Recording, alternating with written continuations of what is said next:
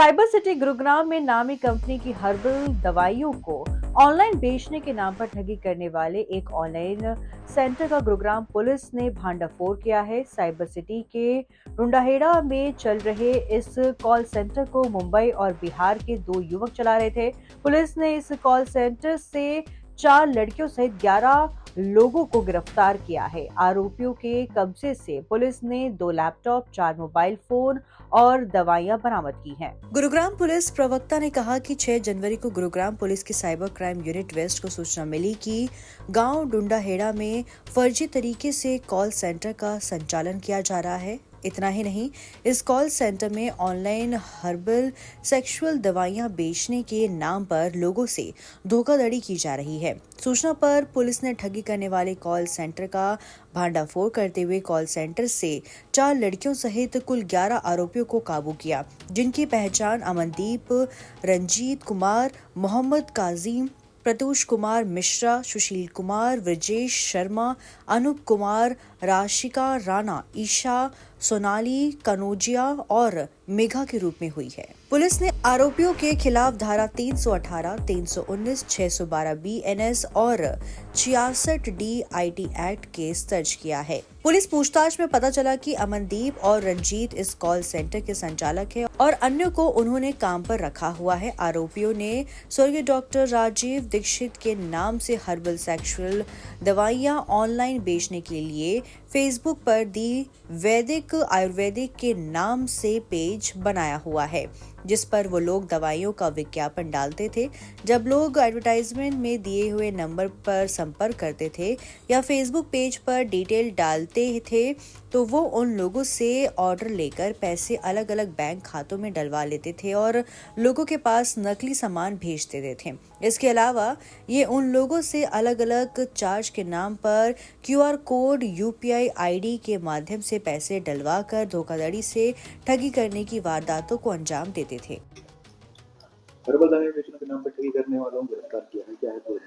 इसमें 6 जनवरी 2025 को cyber police station west Gurugram की टीम को अपने एक सीक्रेट सोर्स से एक इन्फॉर्मेशन मिली थी कि कुछ लोग हैं जो आयुर्वेदिक दवाइयाँ नकली बेच रहे हैं, जिसके ऊपर साइबर पुलिस स्टेशन वेस्ट की टीम के द्वारा डुंडाहेड़ा गांव में एक बिल्डिंग पर रेड की गई।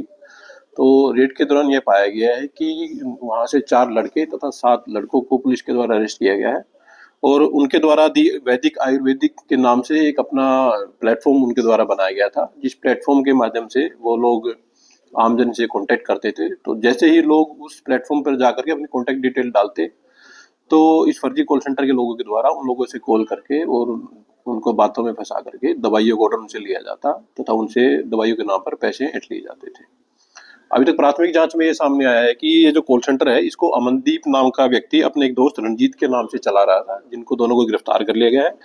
अमनदीप बेसिकली महाराष्ट्र मुंबई का रहने वाला है तथा जो दूसरा जो मालिक है इसका कॉल सेंटर का रंजीत, वो बिहार का रहने वाला है, जो कि दोनों ही जो मुख्य आरोपित हैं कॉल सेंटर के संचालक हैं, दोनों ही ग्रेजुएट हैं और उन्होंने बाकी लोगों को अपने इस फर्जी काम की धोखाधड़ी के काम के लिए सैलरी पर तथा कमीशन के तौर पर उनको काम करने के लिए रखा हुआ था।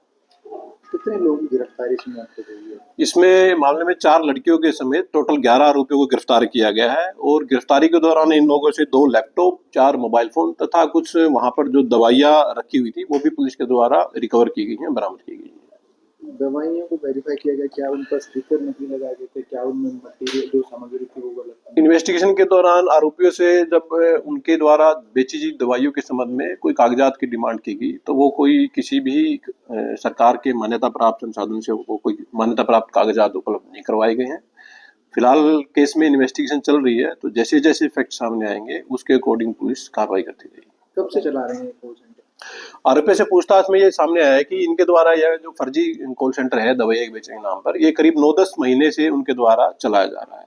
स्पेसिफिक दवाई बेच रहे हैं, इस तरह की बात, इस तरह की दवाई बेच रहे हैं। इनके द्वारा बेसिकली आयुर्वेद से संबंधित इनके अपने वेबसाइट पर इनके द्वारा दवाइयाँ डाली गई थी और आयुर्वेद के नाम पर ही इनके द्वारा लोगों से ठगी की जा रही थी।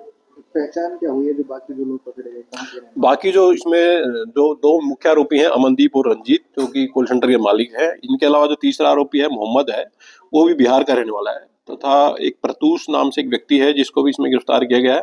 उसके अलावा सुशील, ब्रजेश शर्मा और अनूप और एक अन्य आरोपी रसिका तथा बाकी 4 महिलाएं हैं जिनको इस अभियोग में गिरफ्तार किया गया है। इसमें ज्यादातर जो आरोपी हैं वो बिहार तथा दिल्ली के रहने वाले पाए गए हैं। ये जो मेन जो मुखिया हैं इस गैंग के कितने पढ़े लिखे हैं, पहले क्या करते थे? जो आरोपी जो अमनदीप है वो मुंबई महाराष्ट्र का रहने वाला है तथा वो ग्रेजुएट है। दूसरा जो इसका साथी संचालक है रंजीत, वो भी एक ग्रेजुएट है और वो बिहार का रहने वाला पाया गया है। क्या कोई ऑफलाइन स्टोर भी उन्होंने खोला है? अभी केस में इन्वेस्टिगेशन जारी है, तो इन्वेस्टिगेशन के दौरान जैसे जैसे फैक्ट सामने आएंगे उसके बारे में पुलिस अपनी कार्रवाई नियमानुसार जो करती रहेगी। खुलासा हुआ कि सेक्सुअल दवाइयाँ बेच रहे हैं। देखिए, इनके द्वारा हर्बल और आयुर्वेदिक नाम से दवाइयाँ बेची जा रही थी, तो उसमें अलग अलग बीमारियों के नाम पर इनके द्वारा दवाइयाँ बेची जाती रही हैं।